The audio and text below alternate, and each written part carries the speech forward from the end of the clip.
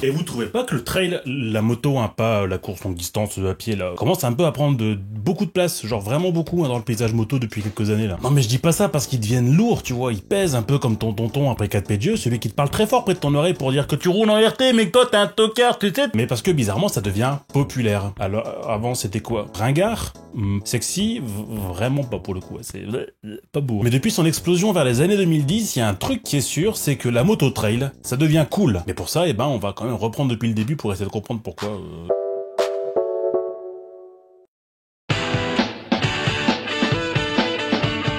Appelez-la comme vous voulez, certains diront trail, d'autres préféreront dual sport, enfin il y en a qui diront aussi choupette peut-être, bon je juge pas. Hein. Mais le trail en fait elle date pas d'hier, déjà trail chez nos amis qui roulent à gauche et qui disent que les frites c'est français, et ben trail ça signifie chemin. Et déjà là je préfère le terme de dual sport parce que ça permet de montrer que ce sont des machines à l'origine qui peuvent exceller sur 2 terrains de jeu, ici ben la caillasse, la terre, la boue, les ornières et le bitume goudronné de nos chères routes de campagne. Et dans l'absolu si on arrive très bien à faire des motos qui vont sur la route, on a un peu plus de mal, en tout début de la moto, hein, à les sortir de là pour les foutre sur des chemins. Et c'est là que des petits malins dans les années 60, ils ont l'idée de modifier leur machine routière pour les foutre dans la caillasse. À cela on ajoute une définition, un verbe, brouiller, cafouiller, avancer péniblement, s'arracher ou sortir d'eux. Et en anglais, ben c'est to scramble. Bon faut pas être sorti de Saint-Cyr, je te le donne en mille et mille, le scrambler est né. Ouais, parce que dans les années 60, la moto, c'est l'évasion, c'est sortir de tous les codes établis, et la jeunesse en a un petit peu marre de rouler sur route, là. Et donc, comme Jean-François Copé, qui veut attirer un électorat jeune, ils veulent être cool, fun, chébrant et top délire. C'est pour ça que nos petits jeunes, là, des années 60, ils prennent leur Norton, leur Triumph, leur Vincent, bref, des motos européennes. Ils changent le guidon pour en mettre un beaucoup plus large, ils changent les pneus pour mettre des tétines, ils relèvent les pots qui étaient un petit peu trop près du sol et se mangeaient la caillasse, et puis voilà.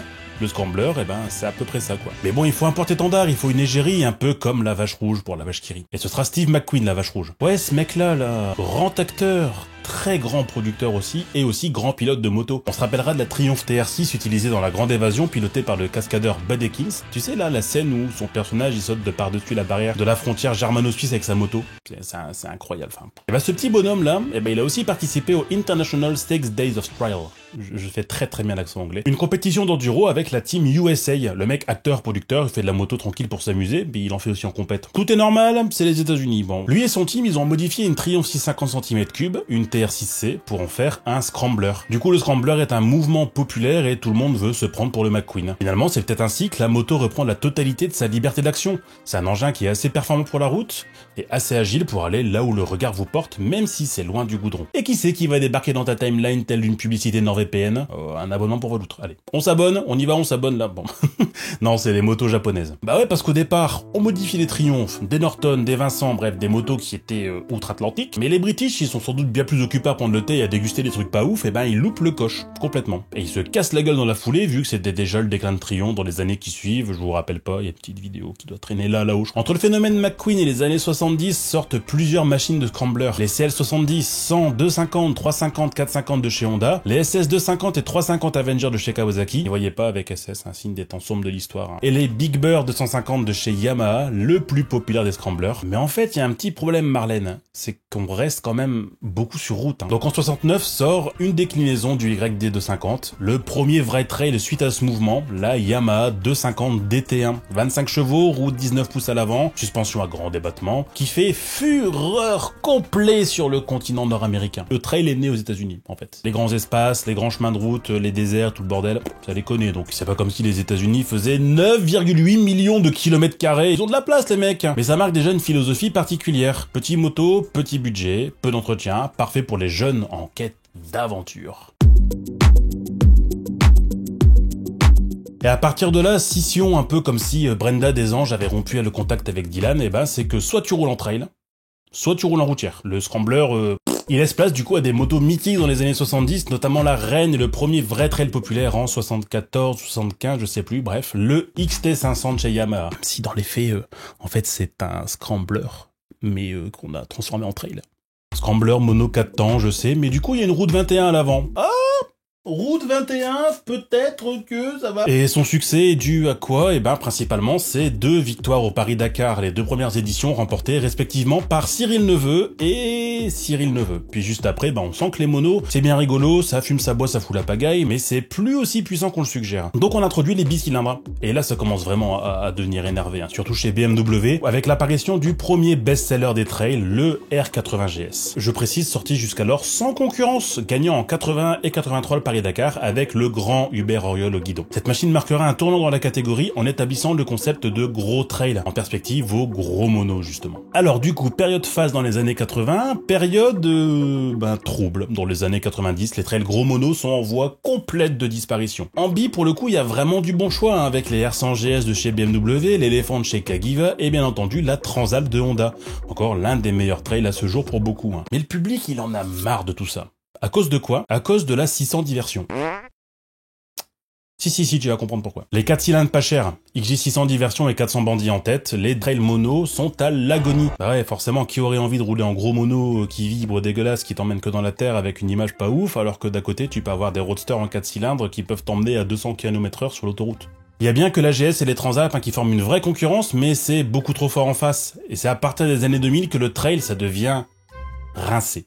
J'avais le terme ringard, mais rincé. C'est à partir de ce moment-là, véritablement, que le roadster devient la bonne moto à tout faire, la moto polyvalente. Garde bien ce terme en tête, hein, parce qu'on en reparlera après de ça. Donc là, on vivote, on explique, tu vois, c'est cool, le trail machin, mais ça nous dit pas pourquoi c'est populaire aujourd'hui. Attends, on y arrive. 2004. Enfin... Normalement, on va dire 2008, mais 2004, c'est déjà une date importante vu que c'est la sortie de la R1200 GS qui va être une reine et une révélation pour le trail, notamment routier, mais après qui va sortir aussi des chemins. Et puis surtout, à partir de 2008, il y a le nouvel essor du trail qui arrive. Année de la crise, tout ça, on connaît... Pas de problème, on laisse ça de côté. Mais c'est à partir de là que ça commence à péter pour les trails. Hein. On est alors dans une allée pas tip-top. Alors je dis 2008 c'est bien, mais c'est pas bien non plus parce que c'est de la merde, mais bon bref. Il y a quand même 4 modèles malgré tout dans le top 30. En 15e place le 1200 GS, dont on parlait juste avant. En 19e position le 700 Transalp. 22e le Deauville, même si bon, c'est une routière un peu haut perché. Et en 25e le DL650 Vestrom de chez Suzuki. Ah oui, puis du coup le top 10, c'est que des roadsters. Normal. Domination complète. En fait, ce qui s'est passé à la fin des années 90 et au début des années 2000, c'est que le trail, c'est simple, c'est des routières avec un grand débattement et une grande hauteur de selle. Ce qui fait que tu te retrouves avec des machines qui sont un peu hybrides. On pense notamment au Deauville, dont on a parlé juste avant, comme la Tiger 955i notamment, qui est pour moi, pareil, une sorte de routière qu'on a un peu relevée. Toutes les machines trail de la fin des années 90 et du début des années 2000 n'avaient pas véritablement d'identité. Et ça crée un vrai problème. C'est pour ça que du coup, c'est pas populaire du tout, quoi. Bon, après, foncièrement, les 4 machines qu'on a citées dans le top 30, là, c'est 4 bonnes machines, mais elles ont tout un défaut qui est rédhibitoire. C'est qu'elles sont laides. Mais pas belles. Elles se perdent directement, en fait, dans leurs spécifications. Bah ouais, t'es plus sur un trail pour aller faire des chemins, t'es juste une routière surélevée avec des jantes à bâton très hautes, donc pas adaptées à tous. Alors qu'on pourrait tous, en fait, avoir une routière et avoir donc du confort. En fait... ça sert à quoi alors un trail? Et c'est là principalement, avec ces 4 machines citées plus haut, moins la Deauville qui va se casser la tronche quelques années après, bref, qu'on va commencer à vouloir créer une nouvelle appellation marketing. Ne nous appelez plus trail. Finito. Appelez-nous moto d'aventure. Ah. Et bizarrement... ça fonctionne. Bah ouais, parce que les routières, c'est pour aller sur la route. Les customs, c'est des motos personnalisables de bikers à tatouage. Les roadsters, c'est...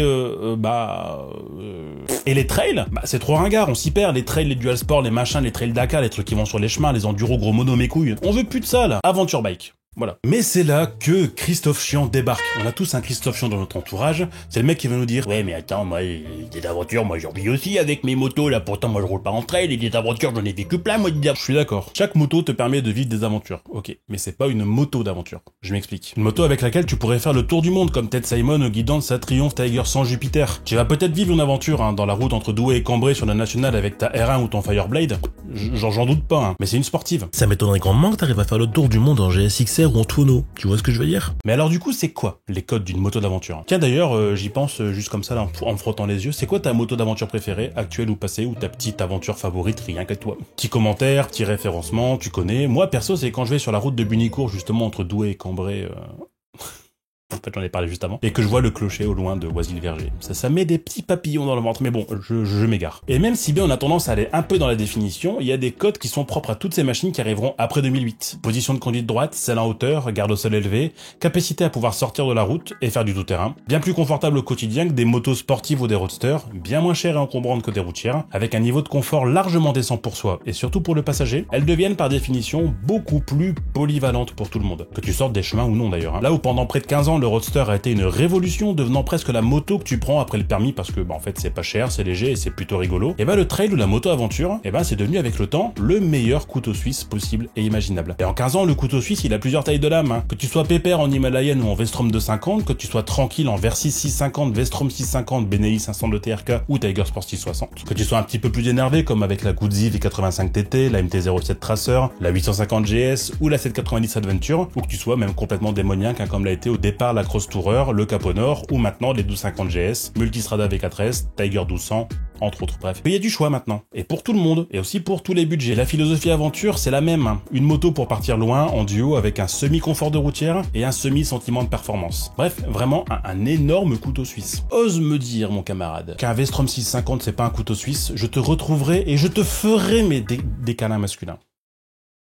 D'un point de vue statistique européenne, entre 2008 et 2018, les devis d'assurance chez Beness UK pour les motos typées Aventure ont augmenté de 118% en Angleterre, alors que pour la tendance générale, on était plutôt autour des 30%. Petit fun fact, 314%. C'est entre 2004 et 2018 le nombre d'augmentations de devis d'assurance chez la 1200 GS.